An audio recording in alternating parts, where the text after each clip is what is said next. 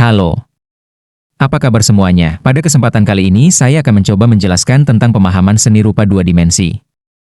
Baik dalam bentuk, fungsi, contoh, dan tokohnya.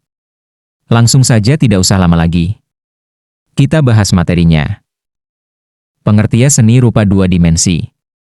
Seni rupa dua dimensi merupakan karya seni rupa yang hanya mempunyai dua ukuran ataupun sisi. Mudahnya, karya yang satu ini hanya mempunyai panjang dan lebar saja, tanpa adanya dimensi ketiga yakni ruang. Misalnya saja lukisan, seni grafis, ilustrasi, dan karya seni rupa lainnya yang digambar di atas permukaan datar. Istilah tersebut muncul saat seni rupa dibedakan berdasarkan dimensinya, yakni karya seni rupa dua dimensi dan karya seni rupa tiga dimensi. Penggolongan seperti ini dilakukan supaya kita dapat memahami seberapa jauh cakupan seni rupa bisa dibedakan. Selain itu, kategorisasi tersebut juga bisa membantu kita dalam memahami berbagai perbedaannya untuk melakukan apresiasi dan juga penilaian yang sesuai dengan masing-masing jenis karya, baik itu dua dimensi atau tiga dimensi. Contohnya dua dimensi. Contohnya saja, seni rupa juga bisa dibedakan berdasarkan fungsinya, yakni seni rupa terapan yang pembuatannya melalui proses perancangan, dan seni rupa murni yang karyanya dibuat dengan tujuan untuk dinikmati, keindahan dan keunikannya tanpa mempertimbangkan fungsi praktisnya. Pastinya, apabila kita menilai sebuah desain sebagai seni rupa, maka penilaian kita tidak akan valid. Begitupun sebaliknya, apabila kita menilai karya seni rupa yang tidak mempunyai fungsi sebagai karya seni, maka karya tersebut tidak akan ternilai sebagaimana semestinya. Selain berdasarkan pada bentuk atau dimensi serta fungsinya, karya seni rupa juga bisa kita bedakan berdasarkan karakteristik media, baik itu alat, teknik, dan bahan serta orientasi pembuatannya. Berdasarkan karakteristik tersebut, seni rupa terbagi menjadi seni lukis, seni patung, seni grafis, seni kriya, dan juga desain. Saat kita mengetahui setiap jenis seni rupa berdasarkan parameter fungsinya, maka akan jauh lebih mudah untuk kita mengapresiasi atau menciptakan karya spesifik yang ingin kita pelajari. Sebab, setiap jenis karya seni rupa yang berbeda akan memerlukan perlakuan atau treatment yang berbeda juga. Keunikan seni rupa dua dimensi. Jika kita membahas bahwa ada karya yang mempunyai dimensi lebih dari dua dimensi, maka akan muncul pernyataan dan juga pertanyaan bahwa seni rupa tiga dimensi merupakan karya seni yang lebih baik. Seperti halnya video game bergrafik tiga dimensi akan otomatis disebut lebih bagus dibandingkan dengan game kartun dua dimensi. Akan tetapi seni ini tetap bisa bertahan dan masih terus digunakan dengan alasan yang sangat rasional dan kuat. Kurangnya dimensi yang ada pada seni rupa dua dimensi ini justru memancing imajinasi yang lebih besar dari para audiensnya. Gambar yang hanya bisa dilihat pada permukaan datar lebih mudah untuk menciptakan berbagai macam narasi dan juga teks di luar wujud fisiknya sendiri. Fokus pemirsa secara simultan akan mengapresiasi wujud fisik dan juga wujud batin dari karya dua dimensi. Berikut unsur-unsur karya seni rupa dua dimensi. Seorang seniman, desainer, perajin, karyawan, dan lainnya akan mengolah unsur-unsur seni rupa fisik dan juga non-fisik sesuai dengan keterampilan dan kepekaan yang dimilikinya dalam mewujudkan sebuah karya seni rupa. Di dalam sebuah karya seni rupa, unsur fisik bisa secara langsung dilihat dan diraba. Sementara untuk unsur non-fisik yaitu prinsip ataupun kaidah-kaidah umum yang digunakan untuk menempatkan unsur-unsur fisik di dalam sebuah karya seni. Seni rupa dua dimensi ini berasal dari berbagai macam unsur pembentuk kesatuan yang diolah sedemikian rupa oleh seniman yang menciptakannya. Unsur tersebut terdiri dari unsur fisik yang bisa langsung dilihat sampai diraba. Lalu, unsur non-fisik ataupun kaidah umum yang digunakan untuk menempatkan unsur fisik dalam sebuah karya yang biasa disebut dengan prinsip seni. Berikut ini adalah beberapa unsur-unsur yang ada di dalam karya seni rupa dua dimensi, antara lain. 1. Titik. Titik merupakan unsur seni rupa yang paling mendasar atau fundamental dari seni rupa dua dimensi. Kumpulan titik-titik akan membentuk sebuah garis. Titik-titik yang dikumpulkan dengan warna yang berbeda akan menimbulkan kesan yang berbeda dalam karya seni rupa dua dimensi. 2. Garis. Garis merupakan kumpulan titik yang terbentuk melalui goresan ataupun tarikan dari titik satu ke titik lainnya. Misalnya saja, garis meliputi panjang, pendek, tips, tebal, melengkung, lurus, berombak, ataupun patah-patah. 3. Bidang. Bidang merupakan kumpulan dari beberapa garis yang membentuk bangun datar. Kumpulan bidang ini akan membentuk suatu ruang. Ruangan tersebut kita kenal sebagai dimensi, seperti misalnya dimensi panjang dan lebar. 4. Bentuk. Gabungan dari unsur bidang akan menciptakan bentuk. Bentuk ini secara bahasa memiliki arti bangun atau bentuk plastis. Sedangkan bangun merupakan bentuk benda yang terlihat oleh mata seperti bulat, persegi, tak teratur, dan lain sebagainya. 5. Warna. Warna merupakan unsur yang penting di dalam sebuah karya seni. Di mana warna di sini akan memberikan rasa dan pesan di dalam sebuah karya seni yang ingin disampaikan oleh pelukis. Sehingga nantinya akan sesuai dengan gambaran kenyataan yang ada. Warna ini dibagi menjadi 5 jenis, yakni warna primer, merah, biru, kuning, sekunder, warna campuran, tersier, analogus, dan juga komplementer. 6. Gelap terang. Gelap terang muncul karena adanya perbedaan intensitas cahaya yang jatuh pada permukaan benda. Unsur gelap terang ini akan memberikan kesan dan kedalaman dalam sebuah karya seni. 7. Ruang dan kedalaman. Unsur yang satu ini berhubungan dengan unsur gelap terang. Dengan memberikan kesan gelap terang pada sebuah lukisan seperti menjorok, cembung, ataupun jauh akan menciptakan kedalaman yang sifatnya semu akibat adanya ilusi mata. Adapun pembagian teknik seni rupa dua dimensi bisa dibagi ke dalam beberapa teknik dalam seni rupa dua dimensi, yakni terdiri dari 1. Teknik plakat. Teknik plakat merupakan salah satu teknik seni rupa dua dimensi yang seringkali digunakan untuk melukis. Di mana teknik yang satu ini umumnya menggunakan cat poster dan juga cat minyak akrilik yang digoreskan dengan tebal, sehingga menghasilkan warna yang pekat dan padat. 2. Teknik kolase. Teknik kolase adalah teknik melukis dengan cara memotong kertas yang nantinya ditempelkan di sebuah objek tertentu, sehingga akan membentuk sebuah lukisan. Teknik yang satu ini akan menghasilkan lukisan yang realis dan juga abstrak. Hasil karya seni rupa dari teknik plakat ini umumnya kerap disebut dengan mozaik.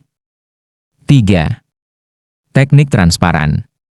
Teknik transparan adalah teknik yang kerap digunakan saat menggambar ataupun melukis dengan menggunakan cat air. Namun, cat air ini hanya sekadar digoreskan secara tipis-tipis saja, sehingga akan menghasilkan tekstur yang transparan. 4. Teknik akuarel atau sapuan basah.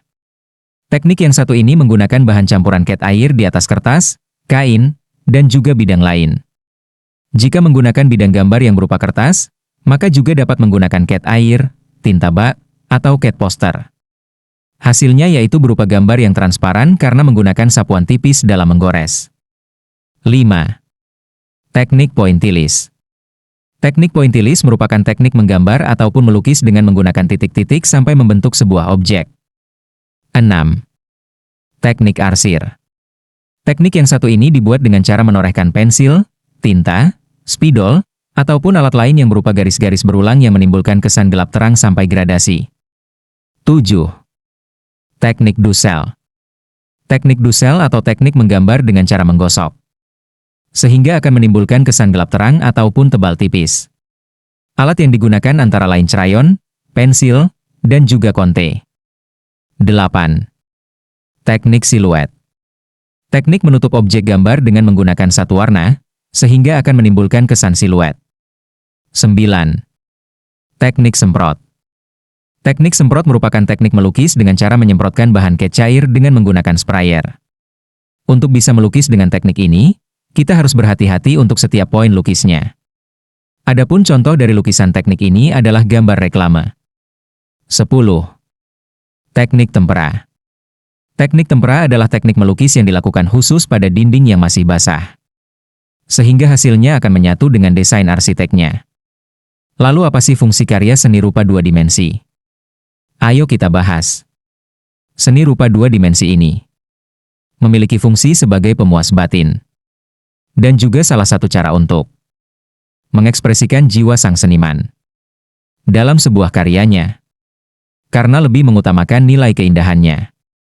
Selain itu, seni rupa 2 dimensi ini juga merupakan seni rupa yang karyanya bisa dinikmati satu arah saja. Keindahannya benar-benar dinikmati dan tidak dapat digunakan sebagai barang pakai. Sederhananya, misalnya saja seni rupa 2 dimensi yang berupa lukisan. Karya tersebut pastinya hanya dapat kita nikmati dan tidak dapat dijadikan sebagai sesuatu yang digunakan. Prinsip karya seni rupa 2 dimensi. Berikut ini adalah beberapa prinsip dalam karya seni rupa 2 dimensi, yaitu sebagai berikut. 1.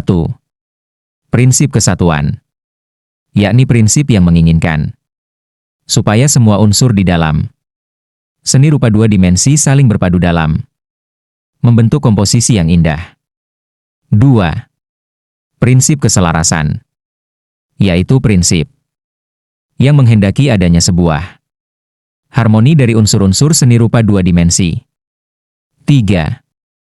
Prinsip penekanan, yaitu prinsip yang berhubungan dengan pengulangan secara teratur satu atau lebih unsur pada karya seni rupa 2 dimensi. 4. Prinsip gradasi adalah prinsip seni rupa 2 dimensi yang berhubungan dengan susunan warna yang berdasar pada tingkatan tertentu. 5. Prinsip kesebandingan, yakni prinsip yang berhubungan dengan keteraturan dan penyesuaian wujud karya seni. 6. Prinsip komposisi, yaitu prinsip yang berhubungan dengan pengaturan dari unsur seni rupa 2 dimensi sehingga menjadi serasi dan terlihat menarik. 7. Prinsip keseimbangan, yaitu prinsip yang berhubungan dengan kesan pada susunan dari unsur seni 2 dimensi yang seimbang. Berikut contoh dari seni rupa 2 dimensi. Berikut ini adalah beberapa contoh dari seni rupa 2 dimensi yang biasa kita temukan di kehidupan sehari-hari, antara lain. 1. Poster. Poster merupakan salah satu contoh dari karya seni rupa 2 dimensi. Sebab, poster hanya mempunyai panjang dan juga lebar serta tidak mempunyai ruang. Poster sendiri hanya dapat dinikmati dari satu arah saja. Pastinya, kita sudah sangat sering melihat berbagai macam poster yang terpampang di dinding. 2. Lukisan dinding. Lukisan dinding merupakan karya seni yang cukup memanjakan mata dengan berbagai macam karakteristik dan juga beberapa warna serta kombinasi gambar yang pas. Rumah akan terlebih lebih indah dan menarik. 3. Batik. Batik merupakan contoh dari karya seni rupa 2 dimensi yang khas dan seringkali kita temukan. Bahkan, karya seni ini dapat digunakan karena bisa dipakai sebagai baju batik. Untuk kain batik yang bagus, jelas sangat banyak jenisnya. Akan tetapi, sisi satu arah dengan syarat dapat dinikmati, yaitu syarat mutlak barang dikatakan sebagai karya seni rupa 2 dimensi. 4. Fotografi. Fotografi merupakan salah satu hobi yang jelas akan menghasilkan sebuah karya dengan teknik jepretan kamera. Lalu siapakah tokoh seni rupa 2 dimensi yang terkenal? Apabila ingin mengetahui siapa saja tokoh terkenal yang masuk ke dalam dunia seni 2 dimensi, berikut ini adalah penjelasannya. 1. Raden Saleh Syarif Boestaman. Raden Syarif Boestaman ini merupakan salah satu senior seni rupa Indonesia yang lahir di Semarang tahun 1807. Ia meninggal dunia di tahun 1880 di Bogor, Jawa Barat. Bakatnya sudah terlihat semenjak ia masih kecil, sehingga diasah dan didampingi para pelukis keturunan Belgia, yakni A.A.J. Payen. Di bawah asuhan pelukis asal Belgia, kemampuan melukisnya semakin meningkat hingga sekarang dan banyak karyanya yang masih diabadikan. 2. Vincent van Gogh. Vincent van Gogh merupakan salah satu pelukis terbesar dan juga paling populer sepanjang sejarah kesenian bangsa Eropa. Ia lahir pada tanggal 30 Maret 1853 dan meninggal dunia pada tanggal 29 Juli 1890. Banyak sekali hasil karyanya yang cukup terkenal dan sangat indah. Demikian pembahasan tentang seni rupa dua dimensi. Semoga ada manfaatnya dan berguna. Jangan lupa untuk dukung terus channel edukasi ini. Terima kasih banyak dan sampai jumpa.